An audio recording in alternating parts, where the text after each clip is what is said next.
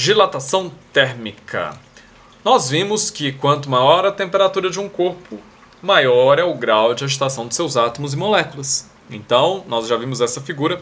Se você tem uma bacia com água quente, as moléculas de água possuem um grau de agitação e de movimento muito maior do que essa bacia com água fria. Quanto maior a temperatura, maior é a agitação dos átomos e moléculas de um corpo. Logo, se a temperatura de um objeto aumenta, suas partículas ficam mais agitadas e, consequentemente, elas passam a ocupar um espaço maior. Olha só, como as partículas estão mais agitadas, elas passam a ocupar um espaço maior quanto maior for a sua temperatura.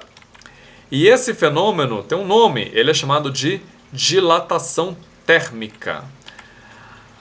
A dilatação térmica é um fenômeno super importante e é por causa dele que muitas estruturas possuem juntas de dilatação. Dá uma olhada nessa foto aqui, ó. Nós temos aqui um trilho de trem que está todo torto. E não é porque o trem fica fazendo zigue-zague aqui, não. Isso acontece porque esse trilho ficou exposto ao sol, ao calor. Com isso ele aqueceu, ele dilatou. E como ele estava fixo aqui no chão, ele acabou envergando, entortando.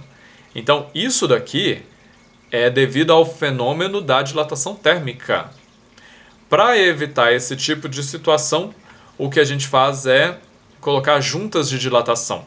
Então, se você observar muitos prédios, viadutos, possuem essa junta, tá? O que ela é? Basicamente é um espaço que é deixado para que essa barra de ferro, quando ela esquente, ela expanda e ela não envergue, ela não entorte. Em vez disso, ela vai expandir, vai ocupar um pedacinho aqui dessa junta. Essa outra barra também vai expandir, vai ocupar um pedacinho aqui e elas não vão entortar.